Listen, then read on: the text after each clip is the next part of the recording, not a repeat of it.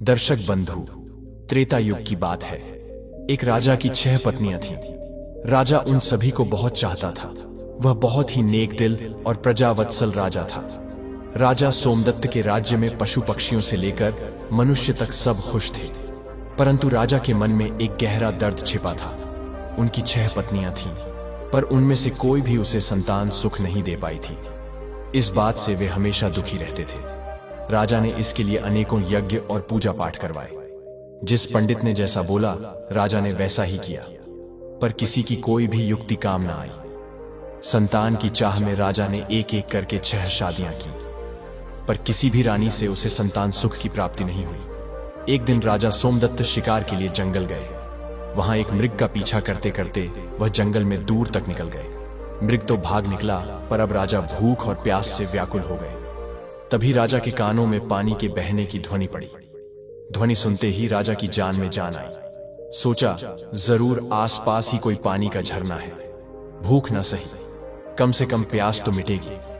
राजा ने ध्वनि की दिशा में तेजी से अपना घोड़ा दौड़ा दिया। जल्द ही राजा की आंखों के सामने एक बड़ा झरना था। पर जब राजा झरने के पास गया, तभी उसके कानों में एक स्त्री की आवाज पड़ी। अंधे हो क्या दिखाई नहीं देता? एक लड़की स्नान कर रही है। भूख प्यास से व्याकुल राजा ने उस तरफ तो ध्यान ही नहीं दिया था। लड़की की आवाज सुन राजा चौंक गया। उसने तुरंत अपना मुंह फेर लिया और बोला, क्षमा करें देवी, मैं इस जंगल में बहुत देर से भूखा प्यासा भटक रहा हूं, जिससे विचलित होने के कारण मैं आपको देख नहीं पाया। इतना कह राजा मुंह फेरे ही वहां से कुछ दूर चलकर खड़ा हो गया। कुछ ही पलों में वह लड़की स्नान से निवृत्त होकर राजा के पास आई। उसने सूखे वस्त्र धारण किए थे और हाथ में कुछ फल लिए हुए थे। वह राजा के पास आकर बोली, महाशय, अब आप पानी पी सकते हैं। राजा ने झरने से पानी पिया और लड़की के लिए फल खाए। पानी और फल से उनकी भूख प्यास शांत हुई। राजा ने लड़की की ओर देखा और पूछा, हे सुंदरी, तुम कौन हो और इस जंगल ब्याबान में अकेली क्या कर रही हो? लड़की ने जवाब दिया, मेरा नाम कौशल्या है। मैं पास के गांव में रहती हूँ। रोज यहां स्नान करने आती हूँ और जंगल से लकड़ियां इकट्ठा करती हूँ। ये झरना जंगल के बीच में है, इसलिए यहां कोई नहीं आता। राजा सोमदत्त कौशल्या की सादगी और सुंदरता पर मोहित होकर बोले, कौशल्या, तुम्हारी मदद के लिए शुक्रिया। आज तुमने मेरी जान बचाई है, वरना मारे भूख प्यास के मेरे तो प्राण निकलने वाले थे। कौशल्या बोली, महाशय, अब आप भी अपना परिचय दीजिए। राजा ने गंभीर होकर कहा, आज नहीं सुंदरी, फिर कभी मैं जरूर तुम्हें अपना परिचय दूंगा। इतना कहकर राजा ने अपने घोड़े पर सवार होकर वापस अपने राज्य की ओर प्रस्थान किया। परंतु राजा के मन में अब भी रह रहकर कौशल्या के विचार आ रहे थे। उसकी सुंदरता, उसकी सादगी, उसकी मधुर आवाज, सब कुछ राजा के मन में गहराई तक उतर गया था। महल में लौटने के बाद भी राजा के मन में वही सब चल रहा था। राजा को समझ नहीं आ रहा था कि 6 रानियों के होते हुए भी वह उस अनजान युवती के प्रति इतना आकर्षित क्यों है। कुछ सोचकर राजा अपने भरोसेमंद मंत्री धर्मपाल के पास जाता है और उसे सारी व्यथा कह सुनाता है। राजा की सारी बात सुन मंत्री बोला, महाराज, यदि ऐसा है तो आप उस लड़की से विवाह कर लीजिए। हो सकता है उससे ही हमें अपने राज्य का वारिस मिल जाए। राजा को अपने मंत्री की बात उचित लगी। अगले दिन वह अपने मंत्री को भी साथ लेकर जंगल में उसी स्थान पर जाता है जहां उसकी मुलाकात कौशल्या से हुई थी।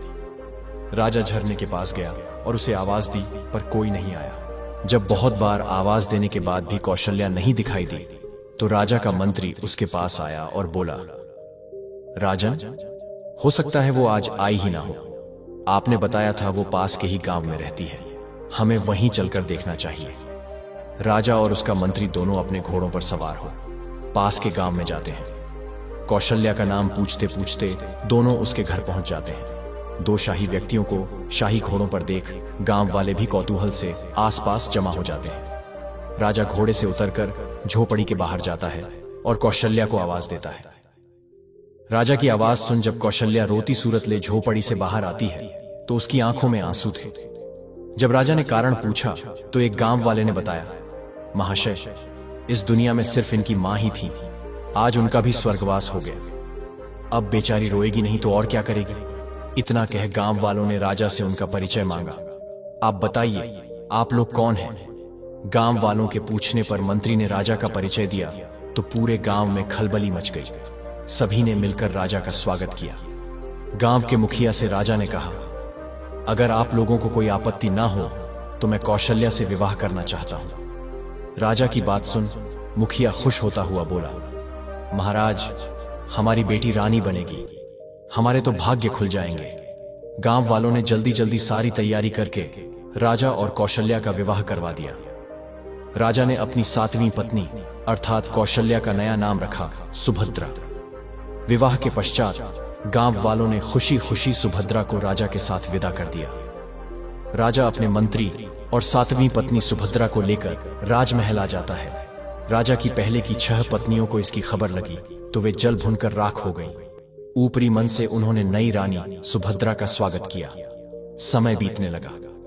अब राजा का अधिकांश समय नई रानी के साथ ही बीतने लगा। यह देखकर पुरानी रानियां और अधिक ईर्ष्या से भर गईं। परंतु सुभद्रा को इसकी भनक तक नहीं थी। वह भोले भाले स्वभाव और एकदम साफ दिल की औरत थी। वह बाकी रानियों को अपनी बड़ी बहन की तरह सम्मान देती थी। समय बीता। एक दिन रानी सुभद्रा ने राजा को शुभ समाचार दिया कि वह पिता बनने वाले हैं। रानी के मुख से यह बात सुन राजा सोमदत्त की खुशी का कोई ठिकाना नहीं रहा। वह खुशी से रानी सुभद्रा को गले लगा लेता है।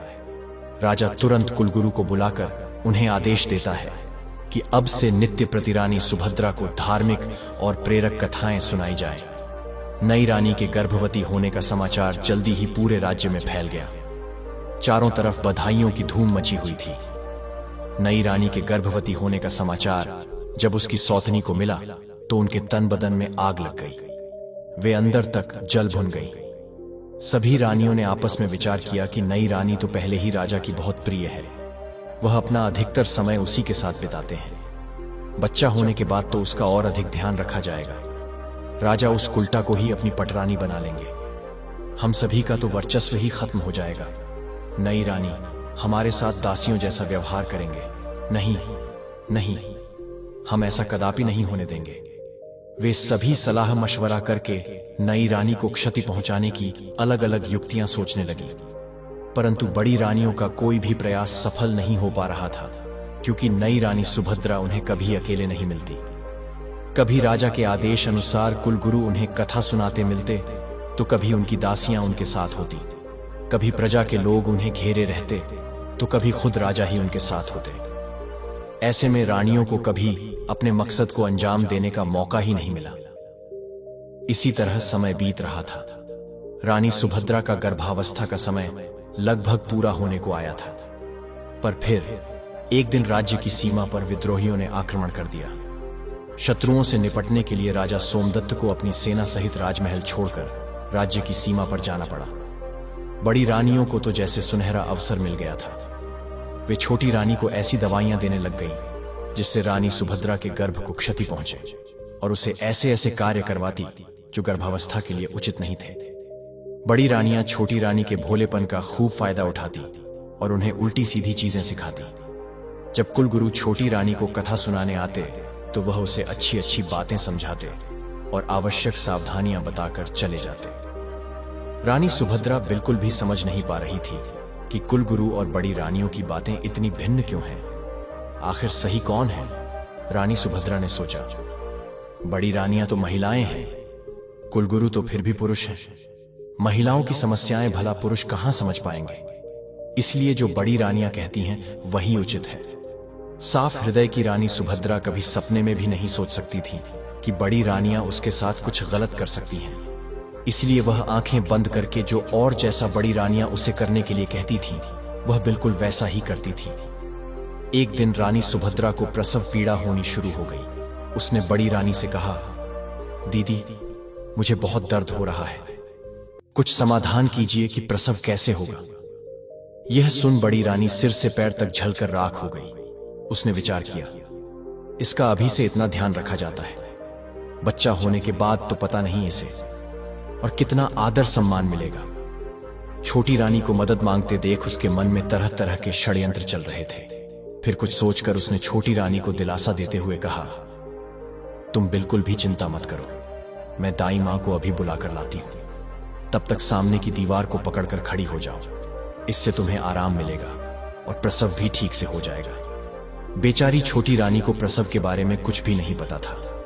जैसा उसे बड़ी रानी ने बताया वह वैसे ही खड़ी हो गई। गर्भवती रानी दीवार के सहारे खड़ी प्रसव पीड़ा से कराह रही थी। जब उसकी पीड़ा असहनीय हो गई तो वह वहीं दीवार को पकड़कर बैठ गई और जोर जोर से चिल्लाने लगी। लेकिन उस बेचारी को देखने या सुनने वाला वहां कोई भी नहीं था। दूसरी तरफ क्रूर निर्दयी बड़ी रानी और दूसरी रानियों ने अपनी विश्वास पात्र दाई को बहुत सारे धन का लालच देते हुए कहा, तुम जाओ और छोटी रानी के कमरे के बाहर जाकर खड़ी हो जाओ और ध्यान रखना वहां कोई और ना आने पाए।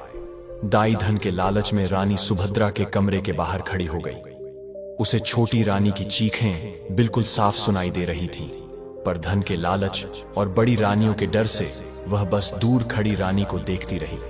दर्द के मारे असहाय छोटी रानी का एक एक पल सदियों के बराबर बीत रहा था। कुछ ही देर में ऊपर वाले की कृपा से उसने एक एक करके 7 बच्चों को जन्म दिया, जिनमें 6 लड़के और 1 लड़की थी। अत्यधिक पीड़ा के कारण रानी सुभद्रा बच्चों को जन्म देते ही बेहोश हो गई।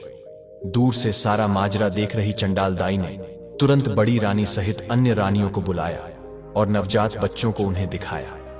वे सब यह देखकर हैरान थी कि छोटी रानी ने एक साथ 7 बच्चों को जन्म दिया है और सभी बच्चे बिल्कुल स्वस्थ और तंदुरुस्त हैं। मारे जलन और ईर्ष्या के उन सब की आंखें विस्मय से फैल गई। वे सब अपनी किस्मत को धिक्कार रही थीं कि कहां हम में से किसी को भी एक बच्चा तक नहीं है, और इस गांव की गंवार को एक साथ 7 बच्चे हो गए और वह भी बिल्कुल स्वस्थ।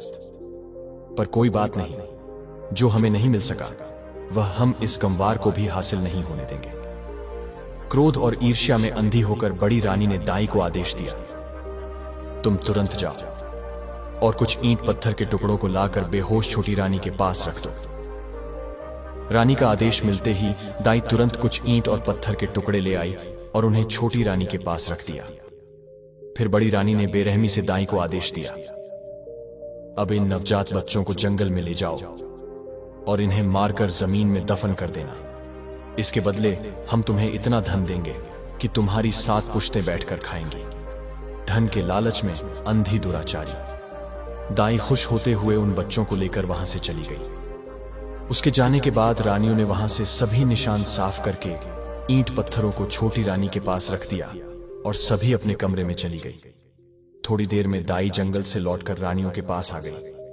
तब बड़ी रानी ने पूछा, क्या तुमने बच्चों को दफन कर दिया?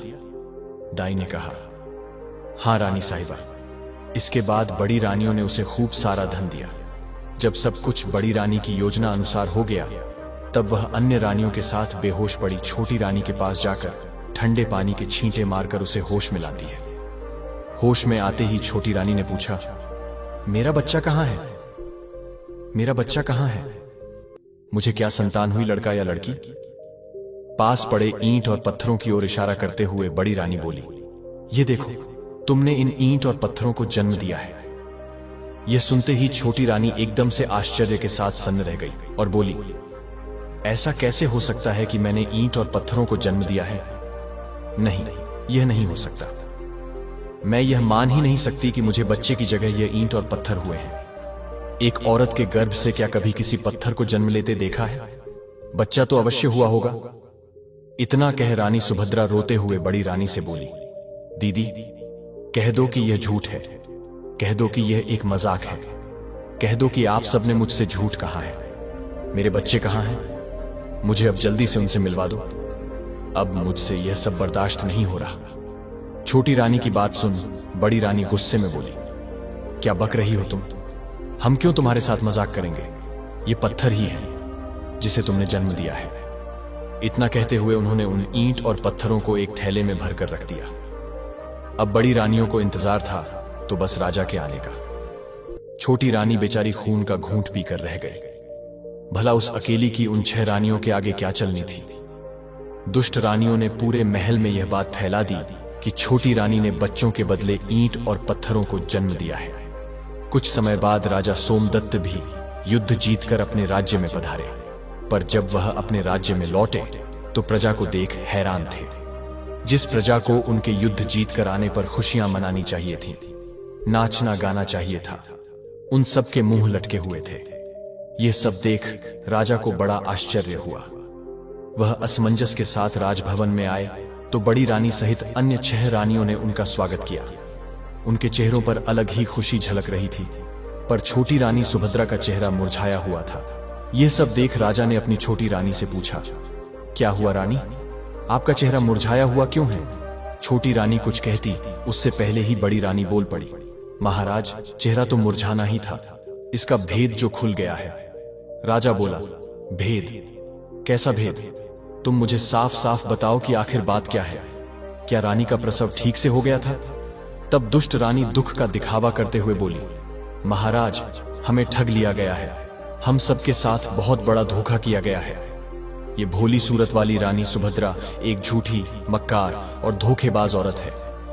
उसने विचार कर महाराज, यह धूर्त स्त्री गर्भवती होने का दिखावा करती रही, जबकि यह कभी गर्भवती थी ही नहीं। इसने तो बस सब दिखावा किया है।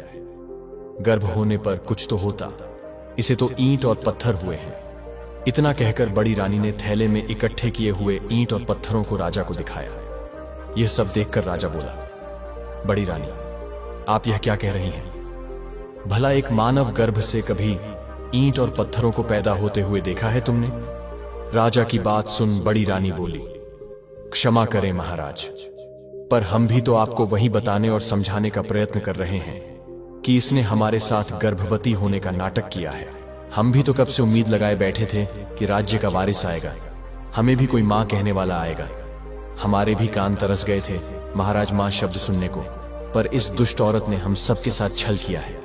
ये सब सुनने के बाद राजा को भी बड़ी रानी की बातों का विश्वास होने लगा। उसे भी लगने लगा कि छोटी रानी ने सबके साथ धोखा किया है। राजा छोटी रानी सुभद्रा से कहता है, तुमने ये सब क्यों किया रानी? तुम्हारी हिम्मत कैसे हुई हमें धोखा देने की? मैं तो जैसे तैसे विधि का विधान मानकर जी रहा था कि शायद हमारे भाग्य में संतान सुख है ही नहीं, पर तुमने तो हमें हमारे जीवन की सबसे बड़ी आशा दिखाकर उस पर पानी फेर दिया। गुस्से से भरा राजा लगातार अपनी छोटी पत्नी को सुनाए जा रहा था, मैंने तो तुम्हारा मासूम सा चेहरा देखकर तुमसे शादी की थी। मुझे क्या पता था तुम हमारे साथ इतना बड़ा विश्वासघात करोगी। आज से तुम इस महल में एक रानी नहीं बल्कि नौकरानी बनकर रहोगी। अब चली जाओ मेरी नजरों के सामने से, नहीं तो पता नहीं मैं गुस्से में क्या कर बैठूंगा। बेचारी छोटी रानी अत्यंत दुखी हृदय से चुपचाप कमरे से बाहर चली जाती है। इस घटना के बाद राजमहल में छोटी रानी का जीना दुश्वार हो गया। बड़ी रानियां उसके साथ बहुत बुरा व्यवहार करती हैं। नौकरानियों से भी ज्यादा उससे काम लिया जाता। छोटी रानी बेचारी जैसे तैसे अपने दिन काट रही थी। उसके पास कोई ऐसा प्रमाण भी नहीं था जिससे वह साबित कर सके कि वह सच में गर्भवती थी। अत्यंत दुखों से घिरी बेचारी छोटी रानी रात में घंटों अकेली बैठकर रोती रहती और सोचती, हे भगवान, ये मेरे साथ क्या हो गया? मुझसे ऐसा क्या पाप हो गया जिसकी मुझे इतनी बड़ी सजा मिल रही है? छोटी रानी को यह सोच सोच कर आश्चर्य होता कि मेरे नन्हे नवजात बच्चों के साथ पता नहीं क्या हुआ होगा, कहां और किस अवस्था में होंगे। वह पता नहीं जिंदा भी हैं या फिर काल का ग्रास बन गए। कई बार वह सोचती कि क्यों ना सब कुछ छोड़ छाड़ कर वापस अपने गांव में चली जाऊं और अपनी पहले वाली जिंदगी जीऊं, पर फिर उसे गांव वालों का ख्याल आ जाता कि कैसे उन सब ने उसे कितने अरमानों से राजा के साथ विदा किया था। कितने खुश थे पूरे गांव के लोग। अब वापस जाकर उन सबको क्या जवाब दूंगी? किस मुंह से अपने दुर्भाग्य की कथा उनको बताऊंगी? यही सब सोचकर वह गांव जाने का विचार त्याग देती। ऐसे ही समय गुजरता गया। एक दिन राजा सोमदत्त अपने राज दरबार में बैठे थे। तभी उनके राज्य में स्थित एक छोटे से गांव का प्रधान उनके पास आता है और हाथ जोड़कर राजा से कहता है, महाराज, आज मैं आपके सामने अपने गांव की एक बहुत ही विचित्र घटना के बारे में बताने के लिए हाजिर हुआ हूं। यह घटना इतनी विचित्र है महाराज कि इसके बारे में आपको अवश्य पता होना चाहिए। राजा सोमदत्त ग्राम प्रधान की बात सुन कहता है, कहो प्रधान जी, ऐसी क्या विचित्र घटना हुई भला? तब ग्राम प्रधान राजा को बताना आरंभ करता है, महाराज, हमारे गांव के पास ही एक जंगल लगता है जहां से गुजराते वक्त पिछले कुछ समय से हम वहां एक चंपा फूल का पौधा और उसके आसपास बांस के कई पेड़ों को देख रहे हैं। पर महाराज, विचित्र बात तो यह है कि उन पौधों को किसी गांव वाले ने नहीं उगाया, बल्कि वह खुद ही वहां उगे हैं। और उससे भी विचित्र बात है उन पौधों की उगने की बनावट। उन्हें देखकर बिल्कुल ऐसा लगता है महाराज जैसे वह बांस के पौधे खास तौर पर उस चंपा के पौधे की सुरक्षा के लिए ही लगाए गए हों। ग्राम प्रधान की बात सुन राजा बोल, पड्ढा, तुम यह क्या कथा सुना रहे हो भाई? मेरी तो कुछ समझ में नहीं आ रहा, और इसमें ऐसी हैरान कर देने वाली आखिर क्या बात है? पौधे ही तो हैं, उग गए होंगे किसी भी तरह। ग्राम प्रधान बोला, क्षमा करें महाराज, पर आप पहले मेरी पूरी बात तो सुन लीजिए। जितनी विचित्र उन पौधों की बनावट है, उससे कहीं ज्यादा विचित्र यह बात है कि वह चंपा का पौधा अत्यंत खुशबूदार फूलों से लदा हुआ है, और जब कोई ग्रामीण अथवा राहगीर उसके फूलों को तोड़ने का प्रयत्न करता है तो वह किसी जादुई पौधे की तरह रहस्यमय ढंग से ऊंचा होता चला जाता है। इतना ऊंचा कि हाथ से फूल तोड़ना तो दूर की बात है, किसी लंबी लकड़ी से भी उस पौधे के फूलों को तोड़ पाना असंभव है। महाराज, अब राजा सोमदत्त को ग्राम प्रधान की बातों में रुचि बढ़ने लगती है। वे पूरे ध्यान से उसकी बातें सुन रहे थे। आगे गांव का सरपंच बोला, और महाराज, सबसे विचित्र और हैरान कर देने वाली बात तो यह है कि वे पौधे आपस में किसी मानव की तरह बात करते हैं। ग्राम प्रधान की यह बात सुन कुछ देर पहले जो राजा उसकी बातों को हल्के में ले रहा था, अब वह चौंक कर बैठ जाता है कि पौधे आपस में बातें करते हैं, और वह भी बिल्कुल मनुष्य की तरह बोलकर। राजा के साथ साथ पूरा राज दरबार आश्चर्यचकित हो जाता है। सभी चौंक कर एक दूसरे का मुंह देख रहे थे। राजा सोमदत्त हैरानी से ग्राम प्रधान से कहता है, ऐसे कैसे हो सकता है कि पौधे मनुष्यों की तरह बात करें? ठीक है प्रधान जी, अब यह भी बता दीजिए कि वह पौधे आखिर बात क्या करते हैं? प्रधान जी राजा को जवाब देते हुए कहते हैं, महाराज, जब भी कोई मनुष्य फूल तोड़ने के लिए चंपा के पौधे की तरफ हाथ बढ़ाता है तो चंपा के पौधे से आवाज आती है कि बांस भैया, गांव के ग्रामीण फूल तोड़ने के लिए आए हैं, इनको फूल दूं या लगो आकाश। इसके बाद उन बांस के पौधों से आवाज आती है, नहीं बहनों, लगो आकाश। और उसके आगे का तो मैंने आपको बताया ही है महाराज, कि चंपा की डालियां इतनी ऊंची होती चली जाती हैं कि उनसे फूल तोड़ना असंभव है, परंतु सुबह जमीन में अपने आप अत्यंत सुगंधित फूल बिखरे हुए मिलते हैं। पर आज तक कोई भी व्यक्ति उन फूलों को अपने हाथों से नहीं तोड़ पाया है। गांव के सरपंच की बात सुन राजा सोमदत्त सोच में पड़ जाता है। फिर कुछ देर विचार कर वह अपने भरोसेमंद मंत्री धर्मपाल को बुलाकर उसे निर्देश देते हुए कहता है, मंत्री जी, आप फौरन वहां जाओ और सच का पता लगाओ। मंत्री धर्मपाल ने कहा, जी महाराज। इतना कहकर वह तुरंत ग्राम प्रधान को साथ ले गांव के लिए चल पड़ता है। कुछ ही देर में मंत्री और ग्राम प्रधान उन बोलने वाले रहस्यमयी चंपा और बांस के पेड़ों के पास पहुंच जाते हैं। सरपंच के साथ राजा के खास मंत्री को देख गांव वाले भी उत्सुकता से आसपास इकट्ठे हो जाते हैं। मंत्री जब घोड़े से उतरकर उस चंपा के पौधे के पास जाकर देखता है तो उसे बिल्कुल उसी अवस्था में पाता है जिस प्रकार गांव प्रधान जी ने दरबार में राजा को बताया था। बांस के पेड़ों के बिल्कुल बीच में खड़ा चंपा का पौधा अपनी अलग ही छटा बिखेर रहा था।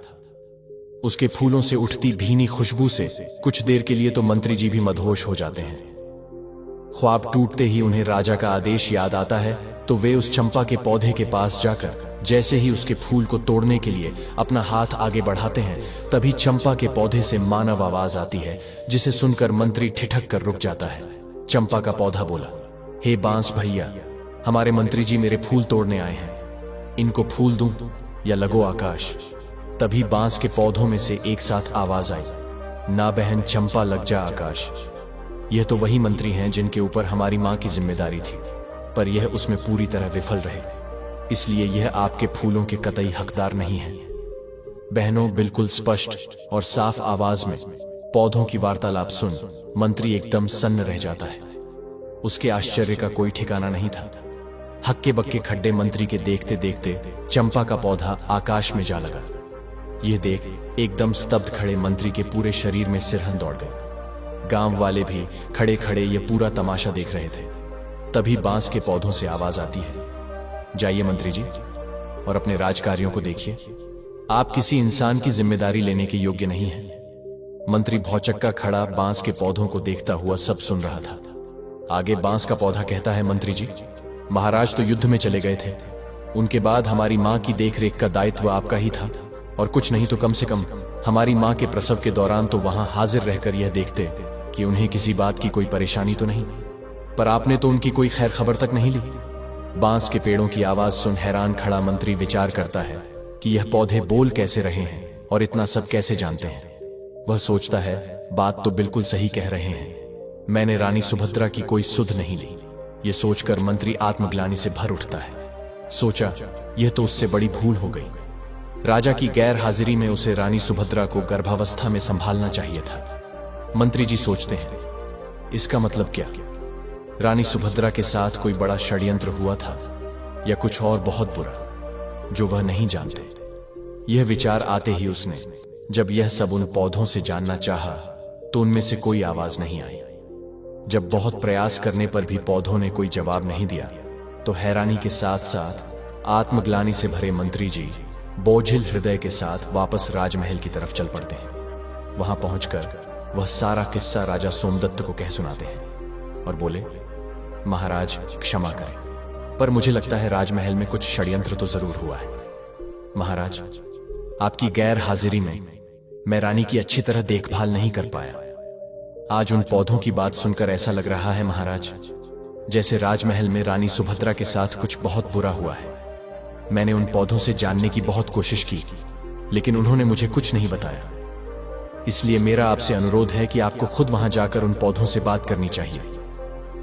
हो सकता है वह आपको सारी बात बता दें। भरोसेमंद मंत्री धर्मपाल की पूरी बात सुन राजा सोमदत्त कहते हैं, ठीक है मंत्री जी, हम वहां अवश्य जाएंगे और साथ में अपनी 6 रानियों को भी लेकर जाएंगे। राजा की बात सुन मंत्री जी बोले, महाराज, मेरी आपसे एक गुजारिश है, मैं छोटी रानी सुभद्रा को भी अपने साथ वहां लेकर जाना चाहता हूं। राजा बोला, ठीक है मंत्री जी, आप ऐसा कर सकते हैं, पर वह दुष्ट मेरी आंखों के सामने ना आने पाए, इस बात का ध्यान रखना। मंत्री बोला, जी महाराज। अगले दिन राजा सोमदत्त अपनी रानियों के साथ चंपा का रहस्य जानने के लिए निकल पड़े। सबसे आगे रथ में राजा और उसकी पटरानी चल रहे थे। उससे पीछे वाले रथ में राजा की 5 रानियां और पीछे भी अन्य कई प्रमुख सभा सदस्य साथ जा रहे थे। राजा से आज्ञा ले चुके मंत्री ने रानी सुभद्रा को अपने परिवार सहित बड़े आदर से पालकी में बिठा दिया था। राजा का काफिला कुछ समय में गांव के बाहर पहुंच गया। वहां पहुंचने पर जंगल के बाहर गांव की सीमा पर वह अपना पड़ाव डाल देते हैं। पूरे राज्य परिवार को आया देख गांव के ग्रामीण उनके स्वागत में जुट गए।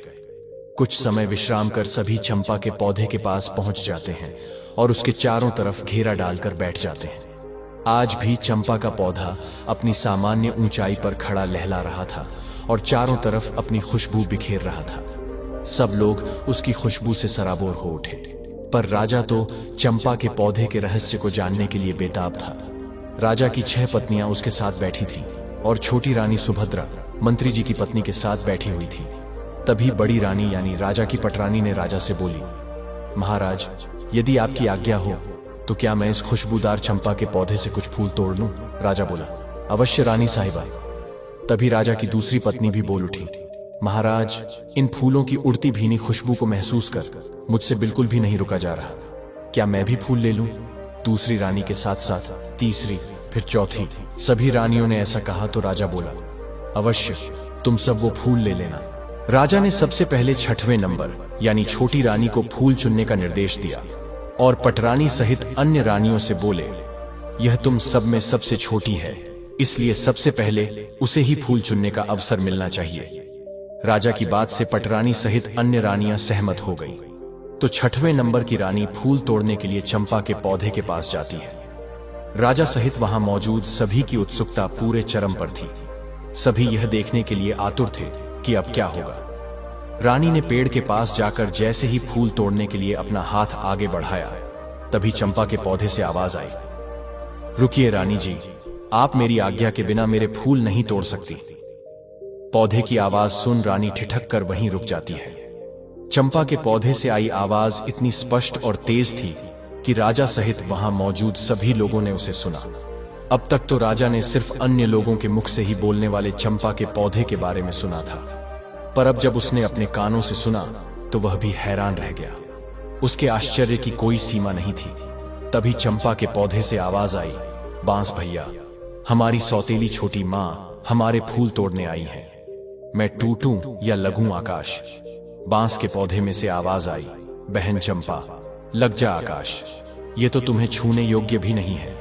क्या तुम्हें याद नहीं कि इन्होंने हमारी माँ के साथ कैसा अत्याचार किया है? इसलिए बहन इनके बारे में मत सोच और लग जा आकाश। बांस के इतना कहते ही चंपा की डालियां फिर से ऊपर उठीं और आकाश को छूने लगी। रानी पौधे की बात सुन हैरान थी कि यह पौधा क्या बोल रहा है। कहीं हमारी पोल ना खुल जाए। उसकी सिट्टी पिट्टी गुम हो गई। रानी ने सोचा, कहां तो फूल तोड़ने आई थी, फूल मिलना तो भाड़ में गया।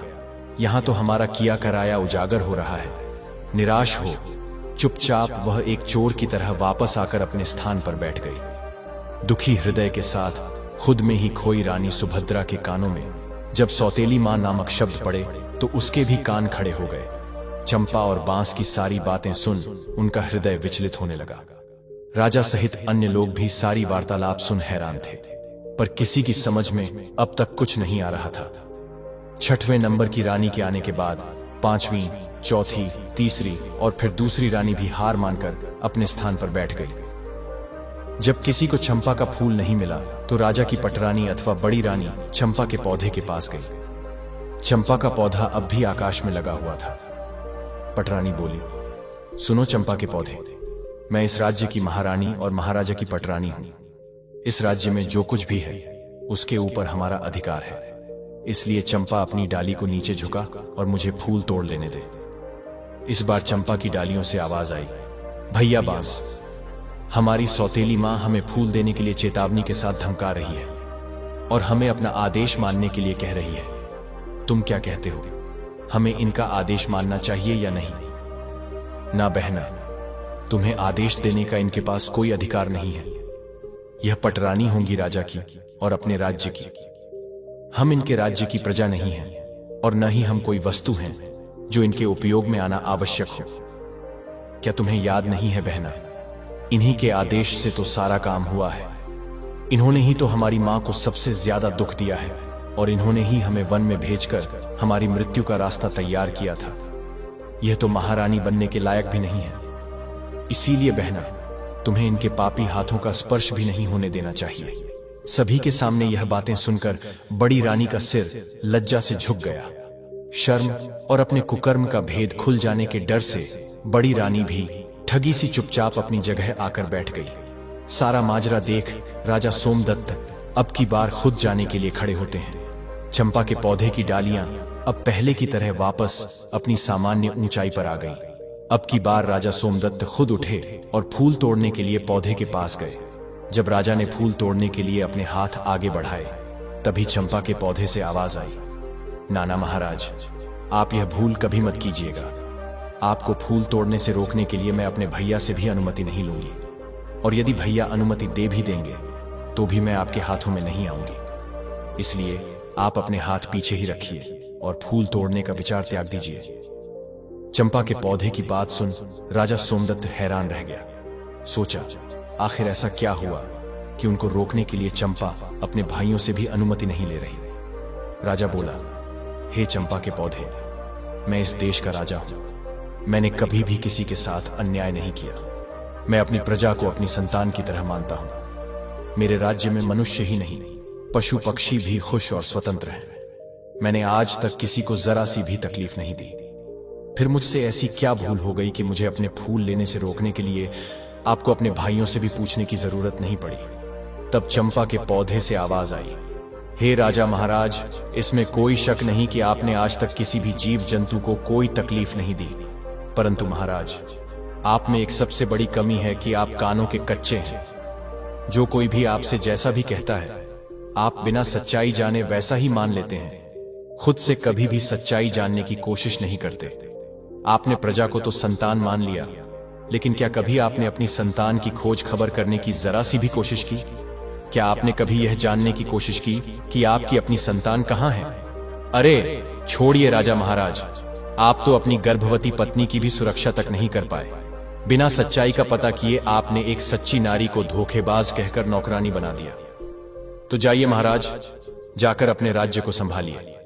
आप मेरे फूलों के बिल्कुल भी योग्य नहीं हो। चंपा के पौधे की बात सुन बेचारा राजा निरुत्तर हो गया और चुपचाप मुंह लटकाए वापस अपनी जगह पर आकर बैठ गया। उनके मन में हजारों सवाल एक साथ उठ रहे थे। उन्हें कुछ समझ नहीं आ रहा था। क्या सच है, क्या झूठ?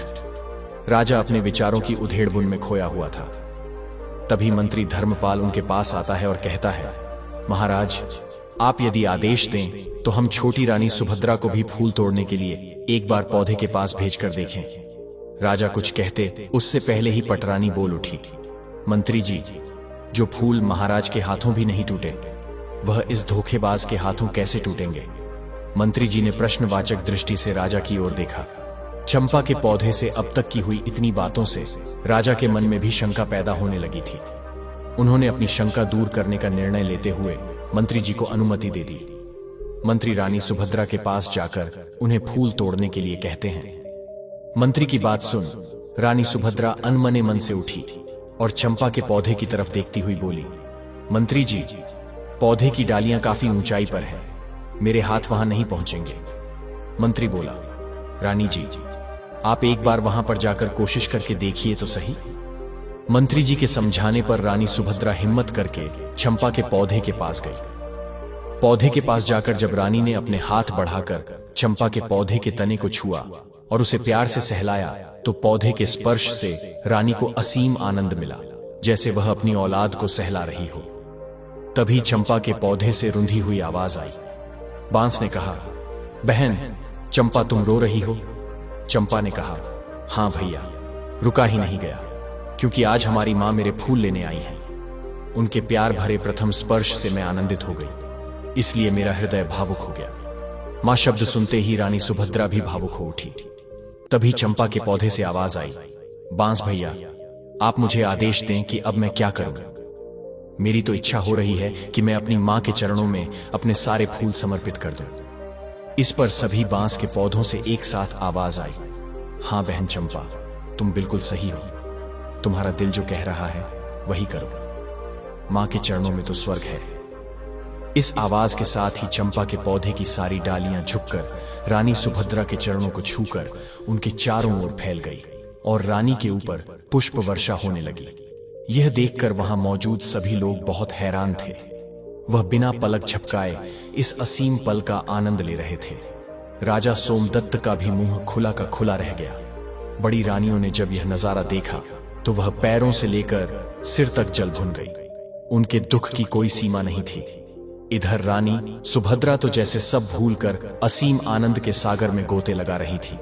उनके सिर से पांव तक चंपा के पुष्प भरे हुए थे। रानी सुभद्रा एक सांस आंसू बहाते हुए चंपा की डालियों को अपने हाथों से पकड़े सहला रही थी। यह नजारा देख गांव के सभी लोग हैरान थे। राजा सोमदत्त से जब यह सब देखकर रुका नहीं गया तो वे चंपा के पौधे के नजदीक आए और बोले, हे जादुई पौधे, तुम यह बताओ कि तुम कौन हो? तुम देव हो या किसी अन्य लोक के प्राणी हो? तुमने किसी को भी अपने फूलों को छूने भी नहीं दिया, परंतु अब छोटी रानी की बाहों में बंद होकर उनके ऊपर पुष्प वर्षा कर रही हो। इसके पीछे क्या कारण है? हे पौधों, अब यह राज्य मेरी बर्दाश्त के बाहर हो रहा है। मैं हाथ जोड़कर विनती करता हूं कि अब और न तड़पाओ और इसका भेद खोलो। तब चंपा के पौधे से आवाज आई, हे राजा, मैं और यह 6 बांस के पेड़ आपकी और छोटी रानी सुभद्रा की ही संतान है। हम 7 भाई बहनों का जन्म एक साथ ही हुआ था। हमारे जन्म के समय हमारी मां बहुत अधिक पीड़ा में थी। तब हमारी मां ने आपकी पटरानी और इस राज्य की महारानी से अपनी सहायता करने के लिए निवेदन किया।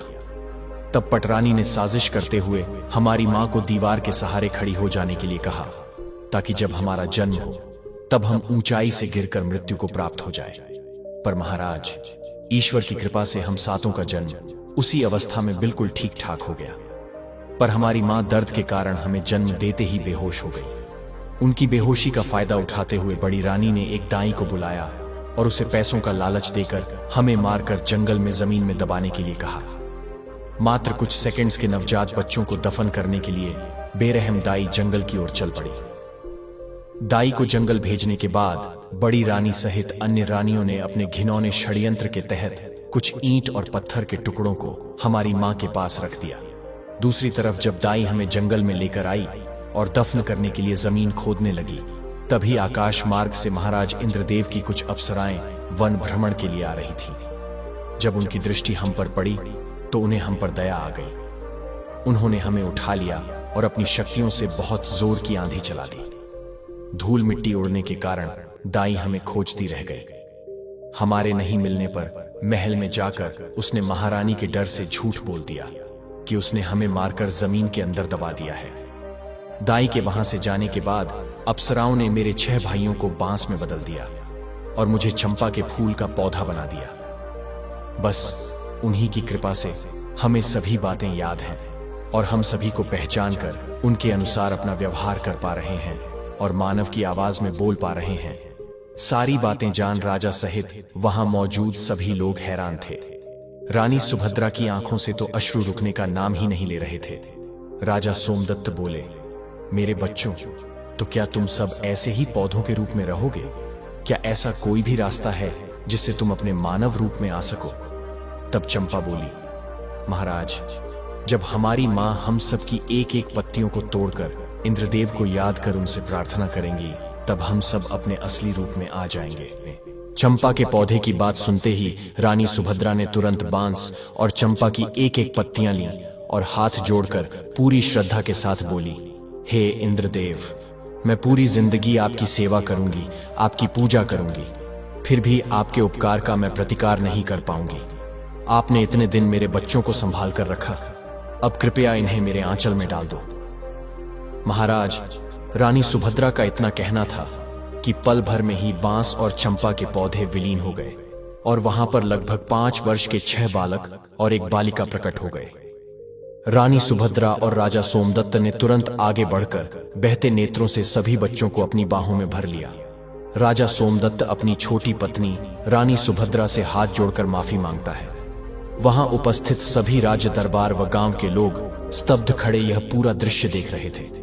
सबकी आंखें नम थीं, सिवाय बड़ी रानियों के। यह सब देखकर उनके पैरों के नीचे से तो जैसे धरती खिसक गई थी।